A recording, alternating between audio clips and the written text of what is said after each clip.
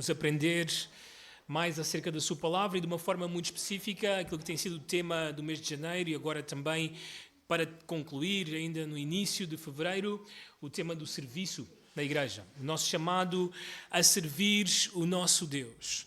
Agora, eu quero que entendam que a nossa igreja tem por hábito pregar livro a livro, passagem a passagem, texto a texto, versículo a versículo. Normalmente é isto que fazemos, mas sempre temos parado no mês de dezembro, o mês de janeiro, o mês também de junho, para tocar temas que acreditamos que são pertinentes, importantes para a igreja. Muitas vezes paramos para falar acerca da família, também um pouco acerca de Cristo ou a Cristologia, e também agora no mês de janeiro, de uma forma específica, este tema que achamos pertinente, relembrar aos irmãos que têm uma responsabilidade de servir a Cristo. Se são salvos, se pertencem ao Senhor, todos nós devemos servi-lo. E precisamos de entender como fazê-lo.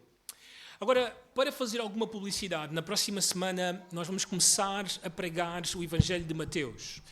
E o nosso objetivo é assim, é ir texto a texto, versículo a versículo, explicando um pouco acerca do nosso rei, a sua apresentação como rei, também as provas que ele deu, que ele é o verdadeiro rei, o verdadeiro Messias, o Filho de Deus, a rejeição, a infeliz rejeição da nação de Israel, do seu rei, e a sua entrega pelos pecadores, o seu sepultamento. Este é o Evangelho, ele se entrega pelos pecadores, morre na cruz do Calvário, é sepultado, e ele ressuscita ao terceiro dia.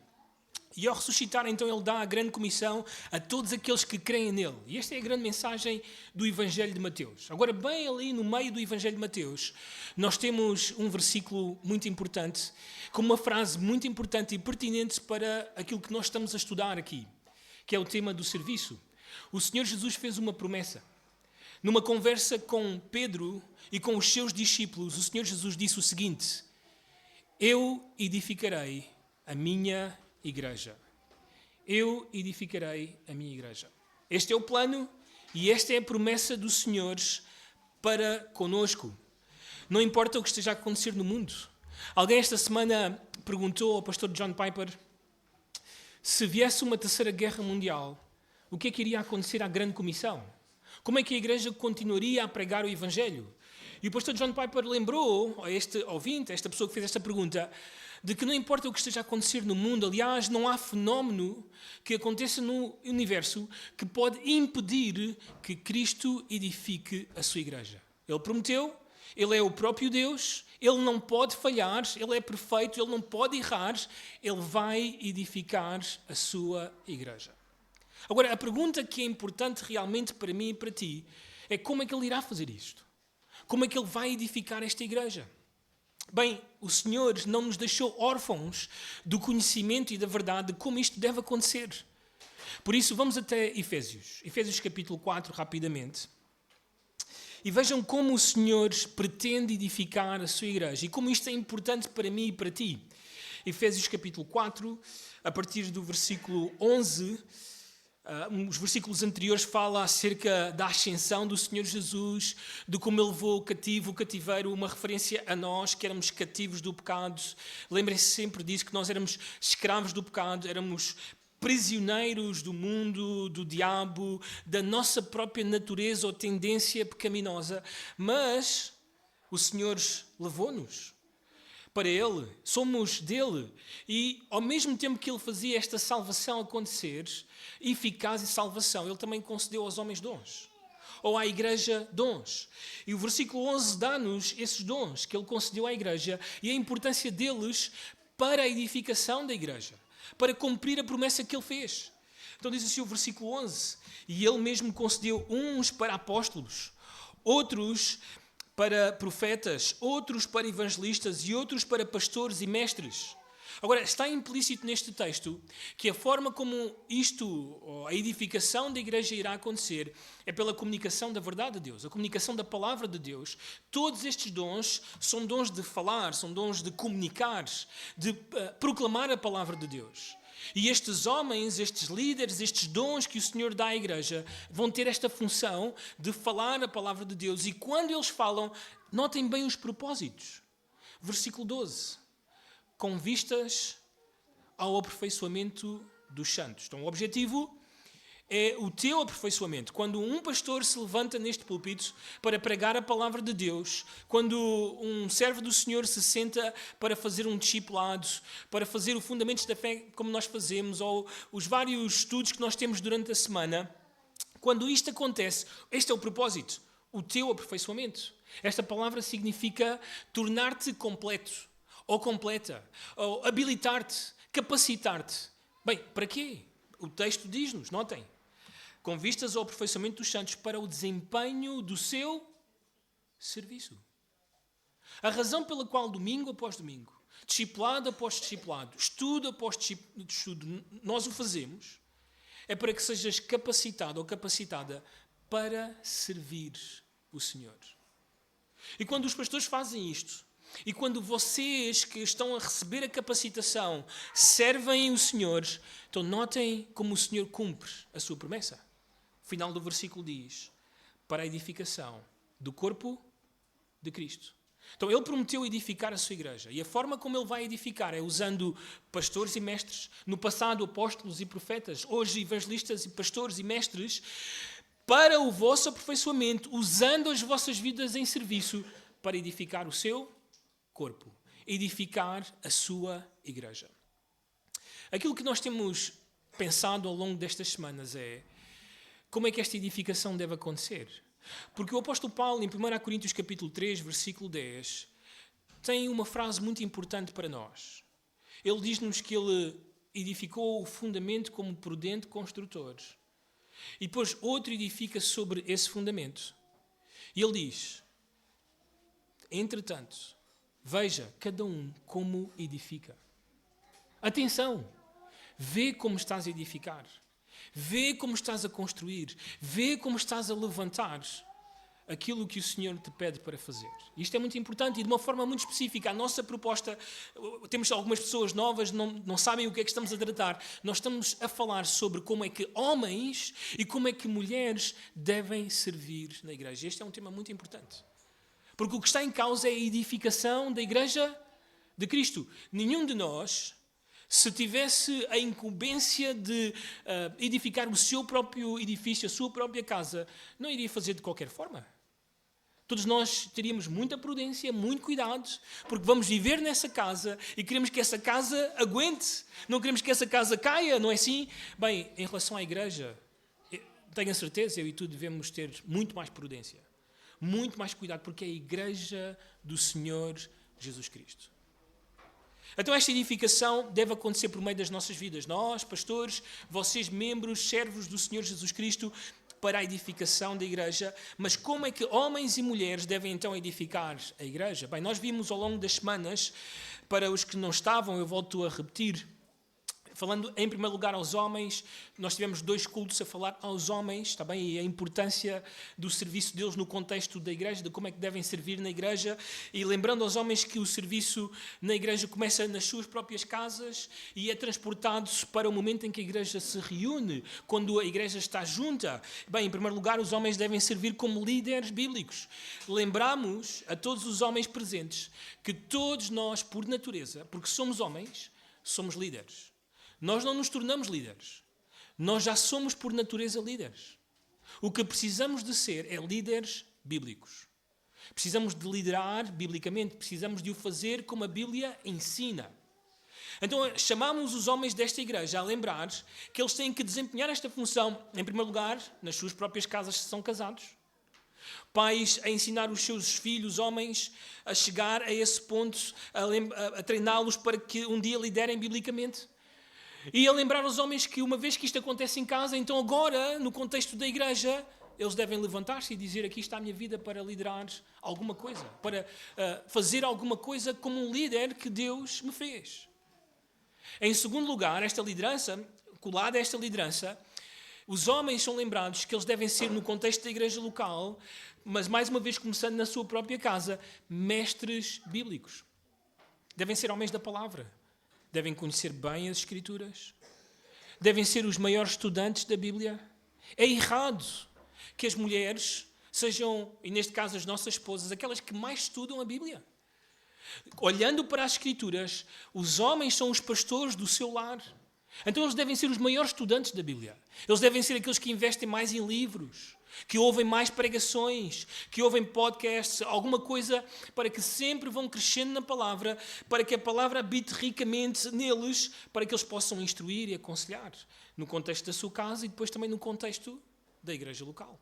Precisamos de ver homens que se levantam para, com este livro sagrado, como acabamos de cantar, ensinem as Escrituras, porque nós acreditamos que isto é inspirado.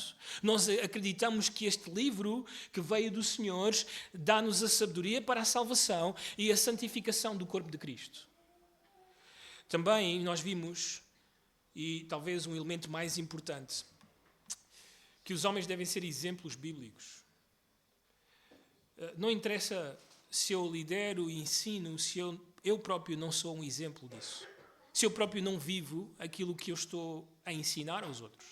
Se eu não pratico, se eu não aplico a palavra de Deus à minha vida. Seria um fariseu, seria um hipócrita. Nós falamos de Salomão como sendo um dos maiores fracassos da história do cristianismo, ou de ser um cristão, ou de ser um crente. De alguém que era cheio de sabedoria, alguém que conhecia muita coisa, mas que não aplicava na sua própria vida. E isso foi de grande ruína para ele e para a sua família e para a nação. Precisamos de homens, então, que vivam aquilo que ensinam. E nós falamos de 4 áreas específicas.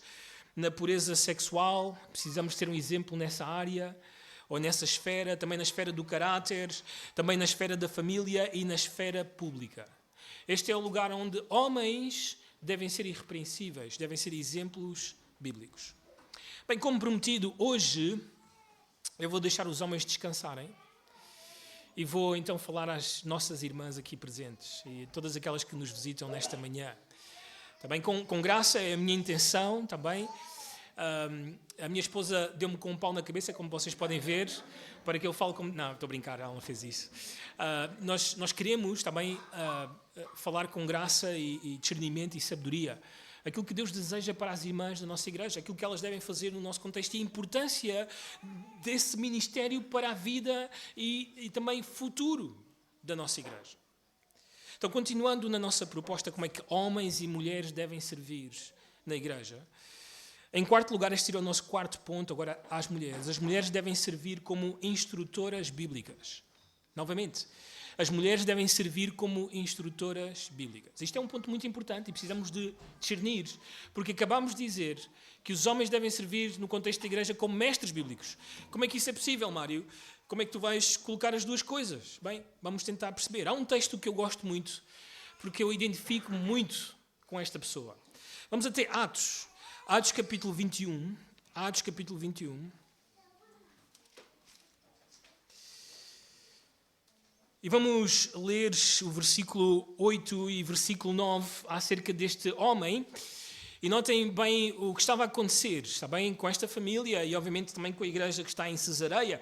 Dizia assim o versículo 8, no dia seguinte partimos e fomos para Cesareia. Também Atos capítulo 21, versículo 8. E entrando na casa de Filipe, o evangelista, que era um dos 7, ficámos com ele. Tinha este 4 filhas. Sabem porque é que me identifico com ele? 4 filhas donzelas. E notem bem, este é o ênfase. Que faziam o quê? Profetizavam. Profetizavam. Estas mulheres, elas estavam a ensinar a palavra de Deus. Elas estavam a comunicar a palavra de Deus. Então parece que a Bíblia não proíbe as mulheres de comunicar, de ensinar a palavra de Deus. Vamos ainda a um outro texto. 1 Coríntios capítulo 11. 1 Coríntios capítulo 11.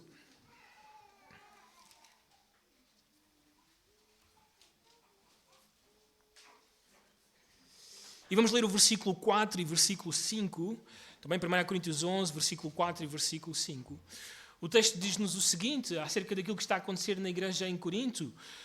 Toda a mulher, porém, que, notem, ora ou profetiza, com a cabeça sem véu, desonra a sua própria cabeça, porque é como se a tivesse rapada. Portanto, se a mulher não usa véu, peço perdão, ia ler o versículo 4, também o versículo 5 só. Também o versículo 5, então, este é o ênfase. Há mulheres na igreja de Corinto que estão a orar e estão também aqui a profetizar. Então, nós vimos, para os que se lembram, nós vimos desde o início desta série de pregações que não era certo, não é correto, não é bíblico que mulheres tenham o título de pastoras, não é bíblico, e que mulheres preguem quando nós temos um culto, que mulheres ensinem, falem a palavra de Deus como eu estou a fazer aqui neste momento. Isso não é correto, não é bíblico. Então como é que nós entendemos o que o apóstolo Paulo está aqui a dizer? Sendo que elas podem profetizar, podem falar a palavra de Deus com este momento que está a acontecer aqui. Bem, 1 Coríntios capítulo 14 dá-nos a resposta. Agora, só para contextualizar, nós temos na carta aos Coríntios uma forma do apóstolo Paulo de escrever que é importante entender. Antes de começarmos a ler o capítulo 14 e a secção em si, no capítulo 8, não precisam de abrir, eu vou só explicar, o apóstolo Paulo fala acerca da liberdade cristã. E essa liberdade, ela está limitada pelo amor cristão. Em outras palavras, ele fala acerca de irmãos que não tinham nenhum problema em comer carne sacrificada a ídolos. Mas havia outros irmãos na igreja que para eles afetava a consciência deles ver outros irmãos comer carne sacrificada a ídolos. Então o apóstolo Paulo, por causa da união da igreja, da harmonia da igreja, ele ensina, não é assim, por amor àquele irmão que fica ofendido ou que a sua consciência é violada por causa de comer carne sacrificada a ídolos, tu, que não, para ti não há nenhum problema, não faças. Por amor àquele irmão. Assim, o amor passa a ser o fator determinante para a minha liberdade cristã. Como é que eu vou agir? E se isto ofende o meu irmão, então eu, por amor a este irmão, eu deixarei de o fazer. Eu não vou comer esse tipo de carne. A carne em si não tinha nenhum problema. Mas quando chegamos ao capítulo 10, o apóstolo Paulo dá esta ordem. Ele proíbe que as pessoas vão até estes templos pagãos, se sentem nestes templos pagãos e comam carne sacrificada a ídolos. Então ele faz estas duas coisas. Ele diz, não há nenhum problema comer carne sacrificada, mas está totalmente errado. Sentar-se na mesa dos demónios e, ao mesmo tempo, na mesa do Senhor. Então, notem, ele faz estas duas coisas. Ele vai fazer exatamente a mesma coisa quando ele fala das mulheres que profetizam. Há mulheres que oram e profetizam, mas há um lugar e um contexto onde isso deve ser exercido. Bem, aonde é que não deve ser exercido? Notem 1 Coríntios capítulo 14, versículos 29. Tratando-se de profetas, ou seja, estamos a falar também de mulheres, lembram-se? Elas profetizavam. Estamos a falar de homens. Falem apenas 2 ou 3 e os outros julguem. Se porém vier revelação ao outrem, que esteja assentado, cale-se o primeiro. Porque todos podereis profetizar um após o outro, para todos aprenderem a serem consolados. Os espíritos dos profetas estão sujeitos aos próprios profetas. Porque Deus não é de confusão e sim de paz. Até aqui, nós diríamos de forma geral, o apóstolo Paulo está a falar a homens e a mulheres. Mas agora prestem atenção. Como em todas as igrejas dos santos, conservem-se as mulheres como? E está a falar das mulheres profetisas, daquelas que profetizavam na igreja. Nas igrejas, porque não lhes é permitido falar, mas estejam submissas como também a lei determina. Que lei é essa? Gênesis 1 e Gênesis 2. Versículo 35. Se porém querem aprender alguma coisa, interroguem em casa o seu próprio marido, porque para a mulher é vergonhoso falar aonde? Na igreja. Não estamos, obviamente, a falar, já expliquei isto, já disse isto na semana passada, de cumprimentarmos uns aos outros, dizer bom dia. Não está a dizer que quando as mulheres entram por aquela porta, elas não podem dizer mais. Não está a falar disso. Está a falar de pregar. Está a falar de comunicar a palavra de Deus. E quando a igreja se reúne, este é o contexto em que a profecia ou a pregação deve acontecer às mulheres. Não lhes é permitido fazer isso. Se uma mulher se coloca no púlpito, ela tem que entender estas coisas. Nas igrejas dos santos não se faz. O apóstolo Paulo deixa isso claro. E além disso, é vergonhoso se o faz. Está em clara violação, em clara desobediência ao mandamento do Senhor. Percebem? Agora, a mulher parece que ela pode ensinar, mas ela não pode fazer no contexto em que a igreja se reúne. Então, Mário, quando é que isso deve acontecer? Quando é que isso deve ser exercido? Já que o Senhor me dotou para comunicar a palavra de Deus, eu, mulheres, como é que eu devo fazê-lo? Bem, não é no contexto da igreja, quando toda a igreja se reúne. Isto é claro. Vamos até 1 Timóteo. 1 Timóteo, capítulo 2. Só para relembrar outra vez este mandamento. 1 Timóteo, capítulo 2. Versículo 11, mais uma vez o apóstolo Paulo está a falar do contexto do culto, a falar como se deve proceder na casa de Deus. Capítulo 3, versículo 15, fala acerca disso, de como se deve proceder na casa de Deus, na igreja do Deus vivo, coluna e baluarte da verdade. E no capítulo 2, versículo 11, então diz: a mulher aprende em silêncio, com toda a submissão, e não permite que a mulher ensine, nem exerça autoridade de homem. Esteja, porém, em silêncio, e ele dá as razões. Nós vamos mais à frente falar dessas razões. Mas isto é claro, isto não é preciso uma grande interpretação. Eu acho que tu entendes o português. Descansa é uma boa tradução do original. Está bem? Esta é a realidade, é isto que deve acontecer quando a igreja se reúne. Então, em que momentos eu, Mário, que sou uma mulher, devo, então, poder falar a palavra de Deus, comunicar a palavra de Deus? Então aqui entramos em pontos muito importantes também para a vida, o ministério que as mulheres devem desempenhar. Vamos até 1 Timóteo capítulo 5. E aqui temos um bom exemplo do que mulheres na igreja devem fazer. Versículo 9 diz, falando, o contexto é de viúvas, diz o texto: não seja inscrita senão viúva que conta ao menos 60 anos de idade, tenha sido esposa de um só marido, seja recomendada pelo testemunho de boas obras. Este texto, esta expressão, seja recomendada pelo testemunho de boas obras, ela é muito semelhante ao que aparece em 1 Timóteo capítulo 3, versículo 2, quando fala que o bispo deve ser irrepreensível. É a mesma ideia. É um guarda-chuva para tudo o que vai ser dito a seguir. Bem, como é que ela deu este bom testemunho, ou este testemunho de boas obras? Bem, em primeiro lugar, diz o texto, tenha criado o quê? Filhos. Primeira coisa. Aonde ou em que contexto uma mulher deve comunicar a palavra de Deus aos seus filhos? Aos seus filhos. Se Deus te tem abençoado com filhos, mulheres, mãe, tu tens aqui uma grande responsabilidade. A palavra criar é a mesma que aparece em Efésios capítulo 6, versículo 4. Ali fala aos homens. E diz, e vós pais não provoqueis a ira aos vossos filhos, mas criai-os na disciplina e na admoestação do Senhor. Essa palavra criá-los, ou criai-os, e a palavra aqui também tenha criado, ela fala de levar a criança à maturidade. De proporcionar, de apoiar a criança para chegar até essa maturidade. Este é o papel de uma mãe. Ela está empenhada em treinar os seus filhos a chegar a isso, a ser uma pessoa madura, um adulto, e de uma forma muito específica na fé. Maturidade espiritual. É isto que nós pretendemos com os nossos filhos. É isto que deve acontecer. E isso só pode acontecer com as Escrituras. Aliás, no contexto de 1 Timóteo e 2 Timóteo, nós temos o exemplo da mãe de Timóteo e da avó de Timóteo. O que é que elas fizeram com ele? O apóstolo Paulo lembra a Timóteo que desde a infância dele, mesmo tendo um pai descrente, a mãe e a avó dedicaram-se a ensinar as Escrituras. E o apóstolo Paulo diz, não te esqueças disso. Aliás, permanece nisso, porque tu sabes que essas sagradas letras é o que te dão sabedoria para a salvação. Aliás, essas sagradas letras foram inspiradas por Deus.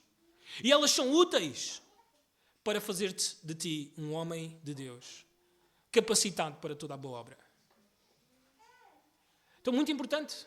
Mães, o papel que vocês têm no vosso contexto da vossa casa até a Igreja de Cristo é muito importante. O que é que nós estamos a dizer com isto? O futuro da Igreja Batista de Miratejo está em grande parte nas mãos das mães desta igreja. O que estás a fazer com os teus filhos diariamente. E eu acho que aquilo que está em causa aqui no texto e mesmo nos nossos dias é que as mães são aquelas que passam muito mais tempo com os seus filhos. E também pela tendência natural, as mães são aquelas que falam muito mais aos seus filhos. Todos nós fomos filhos e nós nos lembramos, recuando no tempo, que a pessoa que mais falou ao nosso ouvido, falou muito, quase todos os dias, foram as nossas mães. Os nossos pais eram muito mais calados, eram muito mais reservados, falavam de vez em quando, mas as nossas mães, o tempo todo. Bem, isso que elas fazem é muito importante para o futuro de uma igreja. Alguns textos interessantes, eu vou mencionar porque não temos o tempo de vê-los. Em Provérbios 1:8 diz o texto: Filho meu, ouve o ensino do teu pai e não deixes a instrução da tua mãe. Este mesmo texto volta-se a repetir no capítulo 6, versículo 20. Filho meu, guarda o mandamento do teu pai e não deixes a instrução da tua mãe. Muito importante. Muito importante. Vamos voltar até 1 Timóteo capítulo 2. Em 1 Timóteo capítulo 2, o apóstolo Paulo lembra às mulheres da igreja que o papel delas, em primeiro lugar, não é exercer a autoridade de homem, é ensinar como os homens fazem, mas que elas têm uma outra missão e que essa missão é muito importante. Notem outra vez o versículo 11, versículo 12 e 13, agora a mulher aprende em silêncio com toda a submissão e não permite que a mulher ensine nem exerça a autoridade do homem, esteja porém em silêncio, e aqui estão as razões. Porque primeiro foi formado Adão, depois Eva. Então existe uma ordem, uma hierarquia na criação. A segunda razão, e Adão não foi iludido, mas a mulher, sendo enganada, caiu em transgressão. A segunda razão é que quando a mulher deixou o seu papel, a sua função e colocou-se no lugar do homem, naquele lugar ela foi enganada. E sabem, isto que aconteceu no Jardim do Éden, acontece nas igrejas que têm pastoras, nas igrejas onde as mulheres estão a liderar. Alguém que me ajude aqui com as minhas filhas, talvez que as leve lá para dentro, porque elas estão a desorientar este lado. São mulheres, eu preciso de conversar com elas às vezes. Então o texto ensina-nos, não é assim, que quando elas abandonaram aquele lugar, ou a mulher abandonou aquele lugar e ela colocou-se numa situação de ser enganada. E isto continua a acontecer. Elas continuam a ser enganadas quando deixam o lugar que lhes é reservado, que devem ocupar. Bem, o texto continua, versículo 15, aqui está o texto importante para nós, diz o texto: Todavia será preservada através da sua missão de mãe. Será preservada através da sua missão de mãe. Isto é muito importante. A palavra preservada podia ser traduzida também como salva. E aqui não está a falar de ser salva ou salvação da alma, porque senão a minha esposa seria a mãe mais salva desta congregação. Não está a falar disso. Está a falar de ser salva, de ser enganada. De ser preservada do engano, da serpente outra vez. Se ela entende a sua missão, se ela se coloca na sua missão, e qual é essa missão? Ser mãe. Criar filhos. Ensinar aos filhos os caminhos de Deus. E isto será de grande benefício para a igreja do Senhor. Alguém disse, e este é um ditado muito real: a mão que abana o berço governa o mundo. O papel das mulheres da nossa igreja é muito importante. Muito importante. O futuro da nossa igreja está nas mãos delas. Se são negligentes na criação dos seus filhos, a nossa igreja vai pagar a fatura. Mas se elas são fiéis, o Senhor levantará entre os nossos filhos os futuros pastores desta igreja. Os futuros missionários desta igreja. Aqueles que vão sustentar este trabalho. Aqueles que vão ser parte da grande comissão de enviar missionários. Mas tudo começa quando elas se propõem desde as suas casas a ensinar os seus filhos diariamente a palavra de Deus. A palavra de Deus. Não percas tempo com novelas. Não percas o final do teu dia com coisas como redes sociais, com coisas que só fazem perder-te o teu tempo da tua missão. Foca-te. Olha para os teus filhos. Investe neles com a palavra de Deus e Deus vai usar isso para edificar a sua igreja. Percebes? Amém? Em segundo lugar, também na parte da instrução.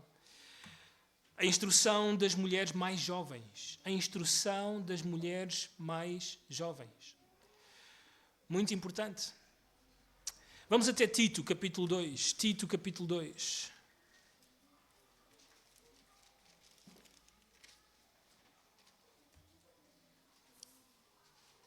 Versículo 3 até ao versículo 5. Diz o texto, quanto às mulheres idosas, e no contexto bíblico, ser uma mulher idosa, como lemos em 1 Timóteo 5, é ter 60 anos, 65 anos. Semelhantemente, que sejam sérias em seu proceder, não caluniadoras, não escravizadas a muito vinho, sejam mestras do bem. Notem, novamente, Deus quer usar mulheres para instruir. Mas notem o contexto, versículo 4. A fim de instruírem as jovens recém-casadas. Então, mulheres mais velhas da nossa igreja, eis um ministério que deve ser desempenhado para a edificação da nossa igreja. Olhar aquelas mulheres mais novas, recém-casadas, e colocar-se ao lado delas e ajudá-las. Bem, no quê? Diz o texto. A amarem ao marido e a seus filhos. Temos que entender como igreja que as mulheres que recentemente casaram, elas não sabem amar como deve ser os seus maridos e os seus filhos. Amar o marido e amar os filhos aprende-se. É algo que se aprende. E é algo que precisa de instrução. Todas as mulheres aqui concordarão com isso. A minha esposa está a dizer amém. Assim, é necessário ajuda. Precisam de mulheres que têm a experiência dos anos, a experiência do casamento, a experiência de criar filhos e que se coloquem ao lado delas e ajudem-nas a como amar os seus maridos e os seus filhos. É triste quando eu ouço algumas mulheres cristãs mais velhas dizerem, bem, eu já criei os meus filhos, já passou o meu tempo de desgastar-me com as crianças, os meus filhos já saíram de casa, agora eu vou desfrutar da vida. Vou fazer umas viagens, uns cruzeiros e desfrutar da minha velhice. Agora, não há nenhum problema que faças viagens, não há problema nenhum que faças cruzeiros, eu também gostaria de os fazer um dia. O problema é negligenciar o mandamento de instruir as mulheres mais jovens, de como devem amar o marido e os seus filhos. E isto é extremamente importante também para o futuro da igreja. Agora, o ênfase neste texto está no versículo 5. Notem, a parte final do versículo 5 dá-nos uma razão muito importante. Diz, para que a palavra de Deus não seja o quê? Difamada. O final do versículo 5. Para que a palavra de Deus não seja difamada. Nota o versículo 1 do capítulo 2. Paulo fala a Timóteo e diz, tu, porém, fala o que convém à sã doutrina. Ele está a fazer o contraste entre Tito e os falsos mestres. Nota agora o versículo 9 e 10.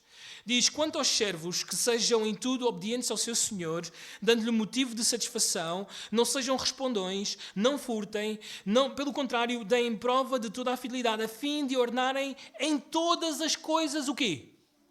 A doutrina de Deus, nosso Salvador. Vocês estão a ver o que o apóstolo Paulo está a fazer? Ele está a dizer-nos que há algo que é muito importante, que é a palavra de Deus, a doutrina do Senhor, a sã doutrina. E que essa sã doutrina deve ser ornamentada, decorada, exaltada pela forma como trabalhamos, pela forma como ensinamos na igreja e a forma como vai a nossa casa. Como as mulheres estão a ser boas donas de casa. Isso é muito importante. Então as mulheres mais velhas têm aqui um ministério muito importante. O que está em causa é a palavra de Deus, é a sã doutrina. Então com isto em mente, notem o que é que as mulheres mais velhas têm que dizer às mais novas. E quando eu digo as mais velhas, não estou simplesmente a falar aquelas que já estão quase na reforma ou já estão na reforma, somente estas. Estou a falar também daquelas mulheres que já são casadas, já têm algum tempo de casamento, já têm alguns filhos a crescer, que vêm algumas mulheres na idade do casamento a ajudá-las a escolher um bom esposo. E a ensinar também a elas como é que elas um dia podem amar, como deve ser os seus maridos, e como é que elas também podem amar os seus filhos, e a ter este caráter que nós vamos ver aqui. Não tem algumas coisas que são destacadas no texto.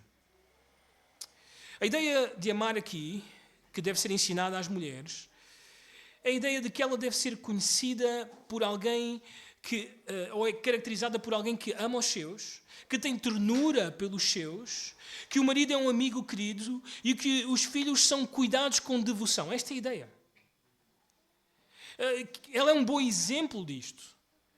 Aliás, ela segue o padrão da mulher virtuosa de Provérbios capítulo 31. E precisamos de ler alguns textos para entenderem como é que este amor deve ser exercido. Vamos até Provérbios 31. Provérbios 31...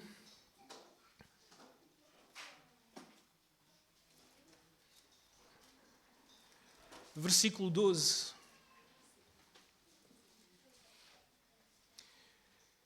Notem o versículo 12.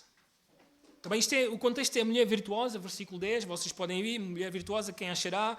E o versículo 12 diz que ela, em relação ao seu marido, notem, ela lhe faz bem e não mal todos os dias da sua vida. Ela procura o bem do seu marido, não o mal. Notem o versículo 15.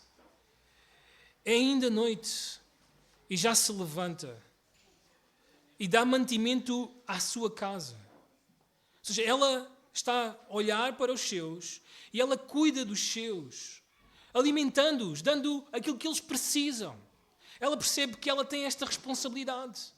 Notem ainda o texto, versículo 21, diz o texto: no tocante à sua casa, não tema neve, pois todos andam vestidos. O que é que está em causa aqui? Até mesmo nos dias mais frios, ela tem o cuidado de que os seus filhos e o seu marido tenham o que é necessário para vestir, estar quente. Mais à frente no texto, versículo 23. Seu marido é estimado entre os juízes, quando se assenta com os anciãos da terra, isto por causa dela. Notem o versículo 28. Levantam-se os seus filhos e lhe chamam ditosa. Seu marido a louva, dizendo: muitas mulheres procedem virtuosamente, mas tu a todas sobrepujas. Esta é a mulher que ama o seu marido e os seus filhos. Este amor, é sempre importante lembrar, não é um sentimento. Não interessa como é que tu acordas, se acordas bem-humorada, mal-humorada, com febre, com dor de cabeça, seja o que for. Não tem a ver com como te sentes. É uma atitude voluntária. Ela é intencional, ela é determinada por ti. Aliás, tu entendes que este amor é uma ordem divina. Deus quer que tu ames o teu marido e os teus filhos. Em outras palavras, não amar o marido, não amar os filhos, é pecaminoso. É pecado. A impaciência, a crueldade, o egoísmo, a negligência e, em alguns casos, a idolatria, o teu ego, o amor, o grande amor que tens por ti, pode ser um grande inimigo, ou podem ser grandes inimigos de amar o teu marido e os teus filhos. Então era este tipo de mulheres, e isto é importante porque em 1 Timóteo, 2 Timóteo e Tito, é este tipo de mulheres que os falsos mestres procuravam. Aquelas jovens recém-casadas que ainda eram um pouco inconstantes, que ainda não estavam a amar bem o marido e os seus filhos, que os falsos mestres procuravam para seduzir e entrar na casa delas e fazer, vocês já sabem o resto. Então, muito importante que estas mulheres tenham a instrução de mulheres mais velhas, para até mesmo protegerem os seus próprios lares e casamentos. Voltando a Tito, Tito capítulo 2, outra vez. Espero que as mulheres estejam comigo ainda. Tito capítulo 2, amém, mulheres? Amém. Ok. Assim eu sinto mais confiante para continuar. Tito capítulo 2, notem versículos ainda 3, ou melhor dito, o 5 agora. A serem sensatas, diz o texto. Esta palavra é importante porque ela significa, ou pode ser traduzida como prudentes, moderadas, sábias. Em outras palavras, mulheres que dominam as suas paixões e os seus desejos. Literalmente, mulheres que têm domínio próprio, que dominam ou que são donas de si mesmas. As mulheres mais velhas são importantes nisto, porque elas têm uma experiência e elas sabem como é que irá terminar uma mulher que segue o seu coração, que segue as suas emoções. Elas têm que dizer a estas mulheres: não sigas o teu coração, não sigas as tuas emoções, não te deixes levar pelas circunstâncias. Elas lembrariam, por exemplo, notem estes versículos. Passo a mencionar. Provérbios 19, 14. A casa e os bens vêm como a herança dos pais, mas do Senhor a esposa prudente. Provérbios 12, 4. A mulher virtuosa é coroa do seu marido, mas a que procede vergonhosamente é como podridão nos seus ossos. A Martha Peace tem um livro que eu já li. Não há nenhum problema os homens lerem livros de mulheres. O livro chama-se Sábia e Conselheira. E ela fala muito acerca deste ponto da sensatez. E ela diz que há 4 áreas onde as mulheres precisam de ser sensatas. As mulheres, especialmente as mais jovens. Em primeiro lugar, nas prioridades. Elas precisam entender qual é a prioridade da vida delas. Em segundo lugar, nas escolhas. No que elas vão escolher.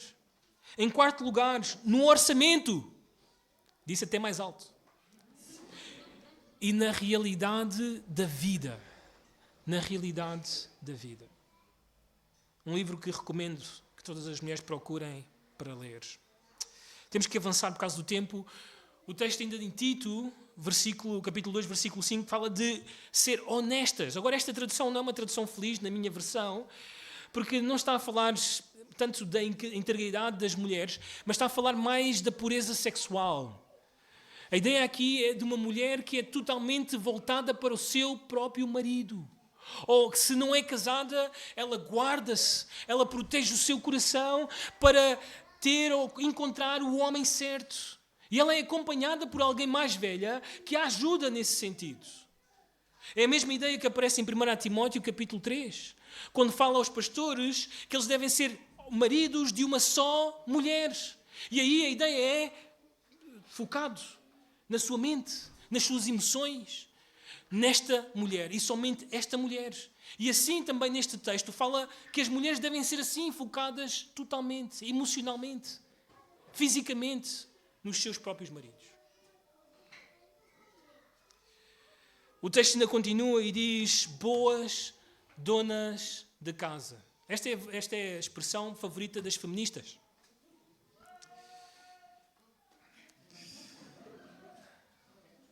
Elas deviam ser caracterizadas por aplicar-se diligentemente em cuidar das suas casas. A expressão donas de casa é interessante, porque fala de alguém que tem domínio sobre a sua casa. Agora, entende bem o que o texto está a dizer. Não está a dizer que és tu que mandas em casa. Como alguns gostam de dizer, a minha esposa gosta de dizer, eu mando aqui em casa. E eu digo, eu mando em ti. Não é isso. O que está a dizer o texto é que ela tem controle do que acontece em casa. Ela sabe o que está a acontecer em casa. Ela tem as coisas controladas. Ela não perdeu a mão das coisas. A casa não está, como nós sabemos, um terror. Que ninguém pode entrar porque seremos envergonhados. Mas fala de uma casa que ela está a dominar, que ela tem controle sobre essa casa. E a ideia aqui pode ser também, porque acontecia no primeiro século, as mulheres podem ter um trabalho externo. A ideia não é que as mulheres têm que estar somente em casa, mas que mesmo tendo um trabalho fora, elas não podem descuidar o ser donas de casa, ou boas donas de casa. Que isso não pode acontecer. Então este é o domínio e território especial da mulher, e as mulheres mais velhas têm que ajudar as mais novas a conseguir ter este controle. A ter as coisas no lugar, arrumadas. Isto é importante também para o próximo ponto que vamos mencionar. O texto ainda diz também ser bondosas. Um ponto importante. especialmente nos dias de limpeza lá em casa. Esta qualidade está ligada muito ao que foi dito antes, ser boas donas de casa. Então as mulheres precisam ter este cuidado. Quando chega o dia da limpeza, não ficarem muito irritadiças. Não é? E dizer, isto é sempre a mesma coisa. Esta casa está uma confusão e ninguém me ajuda. Não é este tipo de atitude que se espera das mulheres. Esta ideia, com esta palavra, de ser bondosas. Também elas precisam de ser generosas, gentis, boas. De ser conhecidas por fazer boas obras e de falar bem com os seus. Provérbios 31, 26 fala acerca disto, da mulher virtuosa. Notem o que diz o texto. Ela fala com sabedoria e a instrução da bondade está na sua língua. Diz o texto. Também ainda diz o texto aqui em Tito, capítulo 2, versículo 5, sujeitas ao marido. Sujeitas ao marido. Mais uma expressão favorita das feministas. Esta é uma verdade que se repete 4 vezes no Novo Testamento. 4 vezes. Se aparece 4 vezes, significa que ela é importante. E significa que há um problema com as mulheres e de uma forma muito especial com as mulheres recém-casadas. Desde Gênesis capítulo 3, que o Senhor avisou a mulheres, tu vais ter problemas em deixar que o teu marido te governe. E esta tem sido a batalha ao longo dos séculos. A mulher luta com o governo do marido. Ela tem este problema. E as mulheres mais velhas, que já têm a experiência, já têm os anos do casamento, precisam de se aproximar das mais novas e dizer e falar sobre isto. A questão da submissão, como é que ela está a acontecer, como é que ela está a ser exercitada. E apoiar estas mulheres para que elas sejam submissas ao seu próprio marido. E lembrem-se sempre isto, mulheres, submissão não é inferioridade. Porque o próprio Senhor Jesus Cristo submeteu-se ao Pai. A submissão é uma característica normal da sociedade. Os meus filhos se submetem a mim como os teus filhos a ti. Não é assim? Nós nos submetemos às autoridades, à polícia, ao governo. É algo normal da sociedade. Porquê que quando chega a mulher e o homem há problemas? Devia acontecer naturalmente, mas nós sabemos, Gênesis 3 explica-nos que há uma batalha espiritual dentro de nós, do nosso coração, por isto. Mas há algo muito importante que deve ser guardado no coração das mulheres. A igreja é chamada a ser submissa a Cristo. E essa é a imagem que a mulher deve conservar no seu coração para ser submissa ao seu próprio marido. Porque a igreja é submissa a Cristo. E se ela desempenha este papel, ela demonstra como a igreja deve ser submissa a Cristo. Então notem, o papel das mulheres é muito importante na igreja, sim ou não? Porque elas têm este papel de falar a palavra de Deus aos filhos, às crianças da nossa igreja. Elas têm este papel muito importante de ajudar as mais novas a amarem os maridos, os seus filhos, boas donas de casa e ter este caráter cristão, piedoso. Muito importante para a edificação da igreja. Só 2 pontos para fechar e eles serão rápidos. Em 5º lugar, para os que estão a anotar, as mulheres devem servir como anfitrionas bíblicas. Eu tenho problemas com esta palavra, peço perdão. Em 1 Timóteo capítulo 5, versículo 10, vamos voltar a este texto. 1 Timóteo 5, versículo 10. Diz o texto, seja recomendada pelo testemunho de boas obras, tenha criado filhos. E notem esta expressão que vem a seguir. Também 1 Timóteo 5, versículo 10. Exercitado hospitalidade. Muito importante. Muito importante. Este é um ministério que as mulheres são chamadas a exercer no contexto da igreja. O ministério da hospitalidade, se lês o Novo Testamento, sempre foi um grande ministério na igreja. E tinha uma influência enorme para o crescimento espiritual e numérico da igreja. O Alexander Stroud, ele tem um livro que tem este título curioso: Usando a tua casa para Cristo. Usando a tua casa para Cristo. Interessante. Os que já fizeram o curso de finanças comigo sabem, já têm aprendido isto, que tudo o que nós, muitas vezes usamos esta linguagem que é nosso, na verdade é de Cristo.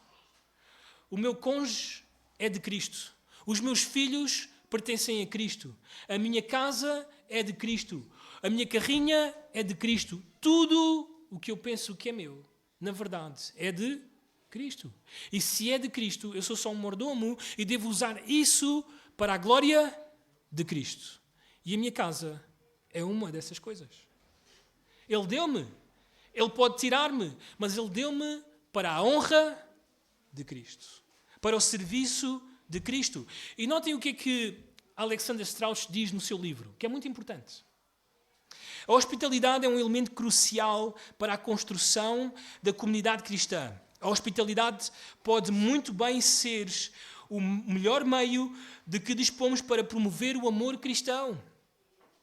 É especialmente importante nas igrejas onde as pessoas não se conhecem ou onde os relacionamentos são superficiais apenas no domingo de manhã ou quarta-feira à noite. O que é que ele está a dizer com isto? Que a igreja não é só este momento que nós estamos a ter aqui. Ele é importante, muito importante. Mas a igreja também é quando eu convido pessoas à minha casa. Quando elas vêm à minha casa, quando a minha esposa prepara a casa para receber pessoas e servir essas pessoas. Deus usa isso para mostrar o amor que Ele tem derramado nos nossos corações e para o crescimento espiritual destas pessoas. Notem ainda, o texto diz: a hospitalidade é um instrumento eficaz para o evangelismo. Mostra o amor de Cristo aos outros num ambiente familiar e pode ser o único meio que os cristãos têm para alcançar os vizinhos para Cristo. Os meus vizinhos dificilmente virão até aqui. Muito dificilmente. Se eu convidar para um culto de Páscoa, de Natal, eles não têm interesse, eles assustam-se com a ideia de vir até este lugar. Mas muito facilmente eles entram na minha casa para beber um café, para conversar, para ver as nossas crianças. E é um momento extraordinário para falar de Cristo aos outros. Também ele diz no texto que a hospitalidade é um mandamento ou um mandato bíblico. Muitos cristãos não percebem o que o Novo Testamento ensina sobre a hospitalidade e o que pode fazer pela igreja local. E já vamos ver os textos. O que é que nós estamos a dizer com isto? Mulheres, porque estamos a falar às mulheres agora, que tu precisas de preparar a tua casa para receber pessoas. Deus deu-te essa casa. Deus proveu para ti, para teres essa casa, não somente para a tua família, não só para que descanses nesse lugar, mas Deus deu-te esse lugar para que possas servir a Cristo. E servir a Cristo é servir a sua igreja. Receber a sua igreja. Vejam estes textos importantes. Romanos, capítulo 12. Romanos, capítulo 12.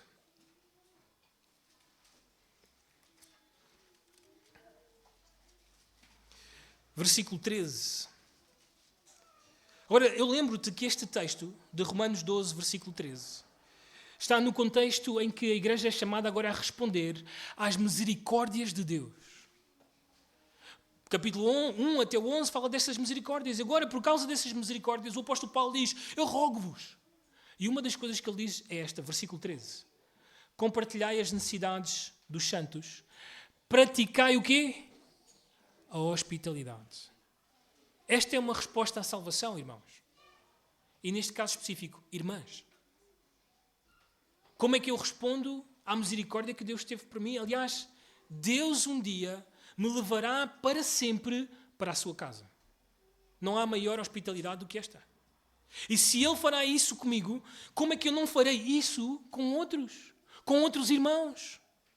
Trazendo-os até à minha casa e mostrando-lhes o meu amor. Aquele amor que o Senhor derramou no meu coração. 1 Pedro, capítulo 4. 1 Pedro, capítulo 4. Talvez digas, mas Mário, ou seja, estou numa situação difícil, alguns dos nossos irmãos aqui moram longe, como é que eu vou fazer isto? Bem, quando o Pedro escreve esta carta, estes irmãos estão em perseguição, sabiam? Eles estão a fugir para não serem mortos por terem crido no Senhor Jesus. Muitos deles perderam o seu trabalho, alguns estão a atravessar situações financeiras difíceis, alguns deles até perderam familiares por causa do Evangelho. Ainda assim, parece que isso não é nenhuma desculpa. Notem capítulo 4, versículo 9, diz o texto: sede, e esta palavra que aparece aqui é muito importante, mutuamente hospitaleiros, sem murmuração. Então não é só a casa de alguns irmãos aqui da igreja. Não é só a casa dos pastores. Porque o pastor Mário tem aquele quintal, dá para fazer um belo churrasco naquele lugar e tal. Não. Não importa se a tua casa é grande ou pequena. Aliás, a maior parte das casas do Novo Testamento eram casas muito pequenas. Aliás, estes irmãos estão a fugir das suas casas para outros lugares e agora, nesses lugares onde eles estão, provavelmente coisas muito pequenas, muito improvisadas, ainda assim, eles têm que chamar os irmãos da igreja, a comunidade, a virem até às suas casas e exercitar, praticar hospitalidade. E fazê-lo sem murmuração. Não importa se os filhos dos outros desarrumaram a tua casa toda. Não importa se as coisas ficaram de pernas para o ar. Faz com alegria, com prazer, por estes irmãos. Aliás, se tu fizeres isto, notem Hebreus capítulo 13. Hebreus capítulo 13.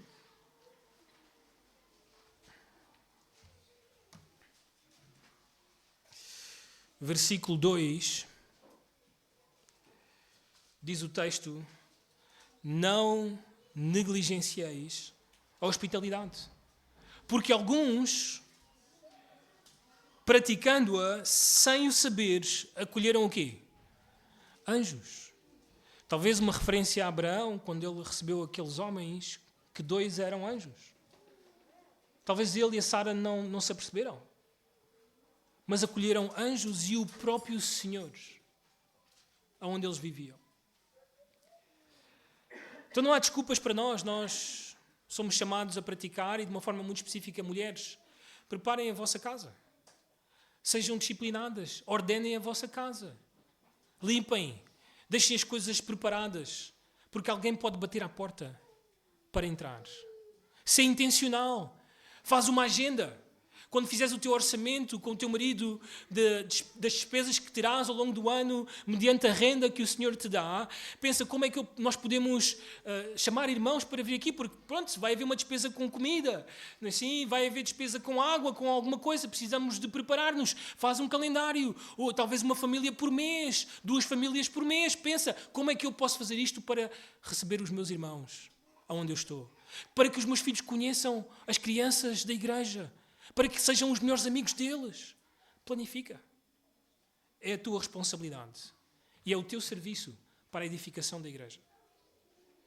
Para fechar, 6º lugar, as mulheres devem servir como servas humildes. Vamos voltar a 1 Timóteo capítulo 5, versículo 10. 1 Timóteo 5, versículo 10. Diz o texto: seja recomendada pelo testemunho de boas obras. Quais são? Tenha criado filhos, exercitado hospitalidade. E notem, lavado os pés aos santos. O ponto aqui é que as mulheres devem servir como servas humildes. As mulheres devem servir como servas humildes. E a ideia aqui é, que acontecia muito no primeiro século, as pessoas chegavam à casa dos irmãos, as estradas eram de terra, as pessoas chegavam com os pés sujos e era necessário limpar esses pés. E as mulheres eram aquelas que se curvavam e lavavam os pés àqueles que entravam pelas suas casas, não só para não sujar a casa delas, mas era um serviço humilde que elas faziam em favor destas pessoas. Agora, não estamos a dizer que as mulheres têm que lavar os pés dos irmãos aqui da igreja. Eu, graças a Deus, as minhas filhas gostam de lavar os meus pés. Assim, não preciso que os outros irmãos façam. Mas o que o texto está a dizer-nos, ou a falar-nos, ou a deixar implícito, é que as mulheres devem servir humildemente os outros. Devem ser as primeiras que se levantam e dizem: o que é que eu posso fazer? Como é que eu posso ajudar? Como é que eu posso servir? Estar atentas. Assim, hoje de manhã, os homens estavam a fazer esta mesa da ceia, e são homens. Imaginem homens a decorar esta mesa. Assim, precisamos das mulheres que, vejam, deixa-me ir dar uma mão àquele homem a meter aquela mesa, meu Deus, precisa de ajuda, e ir lá e dar apoio para que o serviço na igreja e a edificação da igreja possa acontecer. Então, mulheres, é isto que o Senhor quer de vocês. Este é o serviço, o tipo de serviço e aquele que edifica a igreja, aquele que Cristo tem determinados para ti. Amém? Que o Senhor te use grandemente desta forma, para a glória do Senhor e também para o benefício desta preciosa igreja. Vamos orar. Senhor, obrigados pela tua verdade mais uma vez nesta manhã. Obrigado, Senhor, por estas irmãs que tu tens colocado nesta igreja, tens salvo com o precioso sangue do Senhor Jesus e que agora as tens chamado para a edificação desta igreja. E a nossa oração, o nosso desejo, Senhor, é que tu possas tocar os corações, que ninguém aqui lute com a tua verdade, mas que todos, homens, como nós já falámos, e agora mulheres, todos se submetam à tua verdade, porque o que está em causa, Senhor, é a edificação desta igreja. Eu não sou importante e ninguém aqui individualmente é o objetivo. O objetivo é esta igreja, este grupo de irmãos e o crescimento deles e a salvação dos outros. Por isso, Senhor, usa as nossas irmãs. Primeiro para que elas criem os seus filhos na tua verdade, para o futuro desta igreja. Senhor, também para que elas possam olhar para outras irmãs mais novas, que estão a começar, ajudá-las, Senhor, a amar os seus maridos, os seus filhos, a serem, senhores, sensatas, honestas, boas donas de casa, bondosas, sujeitas aos seus maridos. E, senhores, que haja mulheres nesta congregação que exerçam hospitalidade, que abram as portas das suas casas para receber irmãos. E, por último, senhores, para que possam servir humildemente, estar completamente à vontade e disposição para servir a tua igreja. Oramos assim no nome do Senhor Jesus. Amém.